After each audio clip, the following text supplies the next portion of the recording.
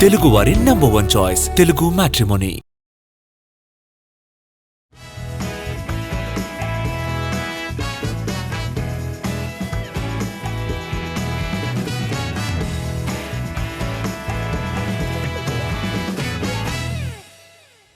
Junior NTR కోసం Prashanth Neel Dhurandhar route follow అవుతున్నారా?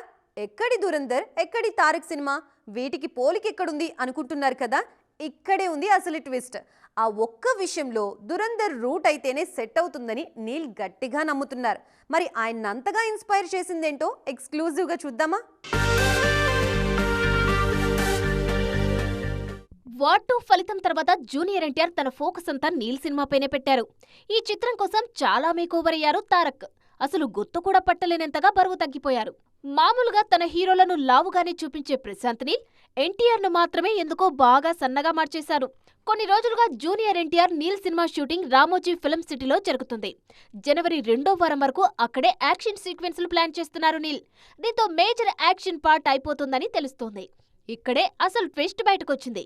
ఈ సినిమా సింగిల్ పార్ట్ కాదని, దేవర తరహాలోనే 2 భాగాలుగా రానుందని ప్రచారం జరుగుతుంది.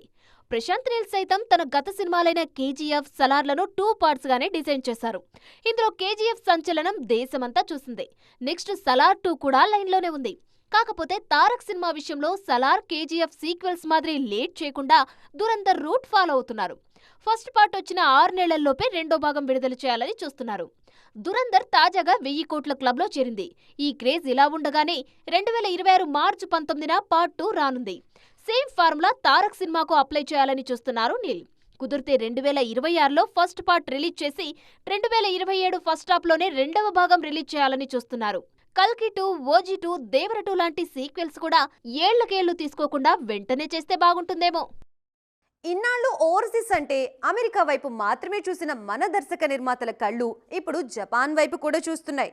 కరెక్ట్గా లెక్కేసి కొడితే అక్కడి నుంచి కూడా 100 కోట్లు ఈజీగా వసూలు చేయొచ్చు అంటున్నారు హీరోలు. అందుకే వారణాసి విషయంలో ఇలాంటి మాస్టర్ ప్లాన్ సిద్ధం చేస్తున్నారు రాజమౌళి. మరి ఆయన ఏం చేస్తున్నారో చూద్దామా?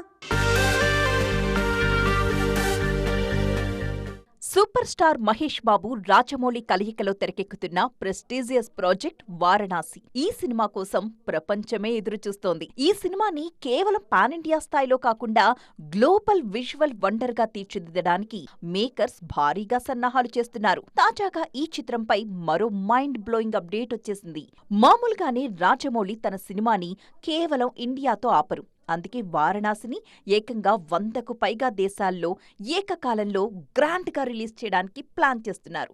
ఇండియన్ సినిమా సత్తా మరోసారి వరల్డ్ సినిమాకు చాటి చెప్పేలా హాలీవుడ్ స్థాయి ప్రమాణాలతో ఈ అడ్వెంచర్ డ్రామాను రూపొందిస్తున్నారు జక్కన్న. వారణాసికి సంబంధించిన ఒక అప్డేట్ ఇప్పుడు ఇంటర్నెట్ ని షేక్ చేసేస్తోంది. జపాన్ మార్కెట్ పై ఇప్పట్నుంచే ఫోకస్ పెట్టారు మేకర్స్. అక్కడ ఈ సినిమా భారీ స్థాయిలో విడుదల కాబోతోంది. ఐమాక్స్ జపాన్ తమ సోషల్ మీడియాలో ఈ సినిమా గ్లిమ్స్ ని షేర్ చేస్తూ 2027లో రిలీజ్ కానుందని పేర్కొన్నారు. బాహుబలి, RRR సినిమాలతో రాజమౌళి ఆల్రెడీ జపాన్లో బాగా ఫేమస్సే. జపాన్ రిలీజ్ మాత్రమే కాదండోయ్, ప్రమోషనల్ ఈవెంట్స్ కూడా భారీగా ప్లాన్ చేస్తున్నారక్కడ. RRR క్రేజ్ ని వారణాసి కోసం వాడుకోవాలని చూస్తున్నారు మేకర్స్. ఇక జక్కన్న క్రేజ్ కి మహేష్ చరిష్మా తోడైతే జపాన్ బాక్సాఫీస్ కి చెమటలు పట్టడం ఖాయం. మొత్తానికి 2027లో జపాన్ గడ్డపై తెలుగు సినిమా జెండా మరోసారి రెపరెపలాడబోతోంది. ప్రభాస్ ని బాగా మిస్ అవుతున్నారు అభిమానులు. అదేంటి, ఆయన వరుసగా సినిమాలు చేస్తూనే ఉన్నారు కదా అనుకోవచ్చు. కానీ బయటికి రావట్లేదు. కనీసం ఆయన ఎలా ఉన్నారనేది సస్పెన్సే. స్పిరిట్లో ఎలా ఉంటారు, ఇప్పుడు ఎలా ఉన్నారు, ఇలా ఎన్నో అనుమానాలున్నాయి ఫ్యాన్స్కి. అన్నిటికీ ఆన్సర్ రాబోతుంది ఇప్పుడు. మరికొన్ని గంటల్లో రాజాసాబ్ ప్రీ రిలీజ్ ఈవెంట్ జరగనుంది. చూస్తున్నారుగా, ఆ మధ్య జపాన్ వెళ్ళినప్పుడు బయటకి వచ్చిన ప్రభాస్ లుక్ ఇది. అప్పుడు తప్పితే కొన్నాళ్లుగా బయట కనబడలేదు రెబల్ స్టార్. ఆ ఫోటోలతోనే సర్దుకుపోయారు ఫ్యాన్స్. ఒకప్పట్లా ప్రభాస్ ఈ మధ్య బయటకి రావట్లేదు. మొన్న స్పిరిట్ ఓపెనింగ్ కి కూడా రాలేదు. దాంతో ఆయన లుక్ పై అభిమానుల్లోనూ టెన్షన్ ఉంది. ఈ మధ్య చేతిలో పూలు పట్టుకొని ఫోటోషూట్ చేశారు డార్లింగ్. అవి చూసి మా డార్లింగ్ అద్దిరిపోయాడు అంటూ పండగ చేసుకుంటున్నారు అభిమానులు. ఓవైపు మీసాలు, గడ్డంతో ఫుల్ రగ్డ్ లుక్ లో కనిపిస్తూనే కొన్నిసార్లు క్లాసీగానూ ట్రై చేస్తున్నారు. కానీ ఇవన్నీ ఫోటోలే. ఒరిజినల్ గా మనిషిని చూసి చాలా రోజులైపోయింది. రాజాసాబ్ ప్రీ రిలీజ్ తో ఆ లోటు తీరిపోనుంది. రాజాసాబ్ ప్రీ రిలీజ్ వేడుక ముందు నుంచి చెప్తున్నట్లుగానే డిసెంబర్ 27న హైదరాబాద్లో జరగనుంది. దానికి ప్రభాస్ రానున్నారు. చాలా రోజుల తర్వాత రెబల్ స్టార్ బయటికి వస్తుండటంతో ఫ్యాన్స్ భారీగా వచ్చే అవకాశం ఉంది. దాంతో ఏర్పాట్ల విషయంలోనూ నిర్వాహకులు జాగ్రత్తలు పెంచేస్తున్నారు. పైగా రాజాసాబ్ కోసం ప్రభాస్ రానున్న ఫస్ట్ ప్రమోషనల్ ఈవెంట్ కూడా ఇదే. సంక్రాంతికి మరీ ఎక్కువ సినిమాలు వచ్చేస్తున్నాయా?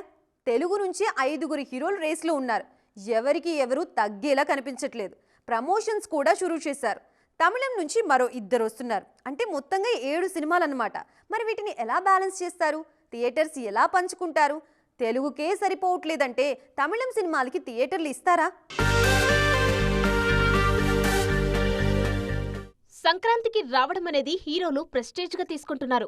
సీనియర్ హీరోలైతే ఏడాదికి ఒక్క సినిమా చేస్తే అది ఖచ్చితంగా పండక్కి వచ్చేలా ప్లాన్ చేస్తున్నారు. 2025 సంక్రాంతిని బాలయ్య తీసుకుంటే 2026 పొంగల్ చిరంజీవి టార్గెట్ చేస్తున్నారు. అనిల్ రావిపూడితో చిరు చేస్తున్న మన శంకర వరప్రసాద్ గారు జనవరి 12న రాబోతుంది. ఇక జనవరి 9న రాజాసాబ్ వస్తున్నాడు. అలాగే జనవరి 14న అనగనగా ఒక రాజు విడుదల కానుంది. ఈ మధ్యలో జనవరి 13న రవితేజ భర్త మహాశైలకు విజ్ఞప్తి, 14 సాయంత్రం 5:49 శర్వానంద్ నారీ నారీ నడుమమురారి సినిమాలు రానున్నాయి. వీటితో పాటు విజయ్ జననాయకన్, శివకార్తికేయన్ పరాశక్తి పండక్కే వస్తున్నాయి.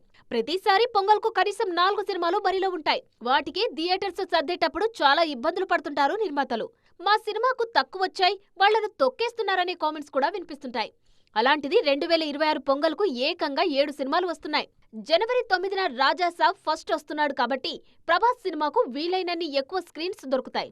అదే రోజు రాబోతున్న జననాయకన్కు మంచి స్క్రీన్స్ వచ్చే ఛాన్స్ ఉంది. కానీ తర్వాత చిరంజీవి, రవితేజ లాంటి స్టార్స్, నవీన్ పొలిశెట్టి, శర్వానంద్ లాంటి కుర్ర హీరోలకు స్క్రీన్స్ ఎలా వస్తాయనేది చూడాలిక. ఈసారి నిర్మాతల మధ్య పెద్ద యుద్ధమే తప్పేలా లేదు. సౌత్ మార్కెట్ ఏ రేంజ్ హాట్ కేక్ అనేది ప్రత్యేకంగా చెప్పనక్కర్లేదు. కేవలం బాలీవుడ్ సినిమాలతోనే దాన్ని సాధించలేమని బాలీవుడ్ హీరోలకి అర్థమైపోయినట్లుంది. అందుకే తమ స్థాయి తగ్గించుకుని ఓ మెట్టు దిగి మరీ సౌత్ సినిమాల్లో గెస్ట్లుగా మారిపోతున్నారు. ఖాన్స్ మాత్రమే కాదు, మిగిలిన హిందీ హీరోలకి ఈ తిప్పలు తప్పట్లేదు. ఒకప్పుడు బాలీవుడ్ హీరోలు సౌత్ను కనీసం ఓ ఇండస్ట్రీలా కూడా చూసేవాళ్లు కాదు. మేమే తోపులం అనే రేంజ్లో ఫీల్ అయ్యేవాళ్లు. కానీ ఇప్పుడు అంత సీన్ లేదు. నార్త్ కంటే సౌత్ మార్కెట్ పెరిగింది.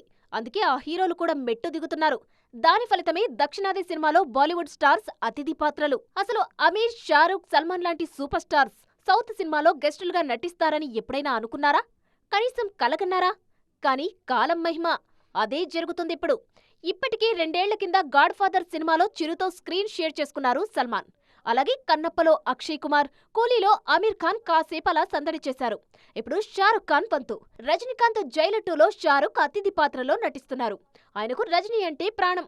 అందుకే చెన్నై ఎక్స్ప్రెస్ లో లుంగీ డాన్స్ అంటూ ట్రిబ్యూట్ కూడా ఇచ్చారు కింగ్ ఖాన్. ఇప్పుడు జైలర్ 2లో కింగ్ ఖానే రంగంలోకి దిగారు. ఇది తెలిసి ఫ్యాన్స్ పండగ చేసుకుంటున్నారు. అమితాబ్ సైతం కల్కిలో కీలక పాత్రలో నటించారు.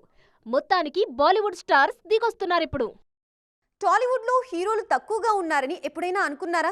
అదేంటి అంత మాట అనేశారు? ఇంతమంది హీరోలు ఉన్నారు కదా అనుకోవచ్చు. కానీ అన్ని సినిమాలు అందరి హీరోలకి వర్కౌట్ అవ్వవు కదా.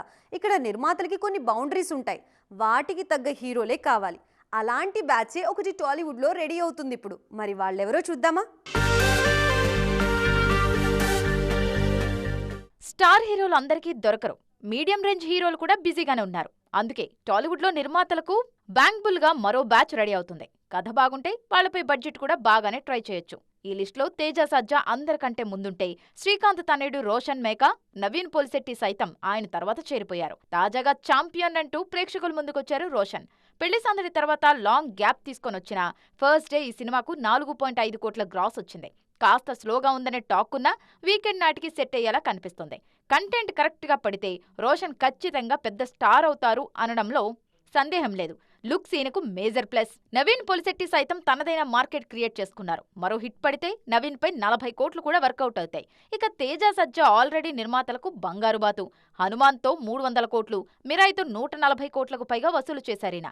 మొత్తానికి స్టార్ కాని స్టార్ హీరోల్లా మారిపోతున్నారు ఈ కుర్ర హీరోలంతా.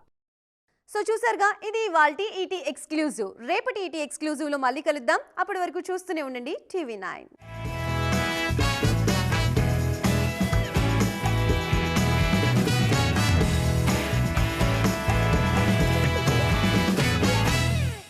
తెలుగువారి నంబర్ 1 చాయిస్ తెలుగు మ్యాట్రిమోనీ.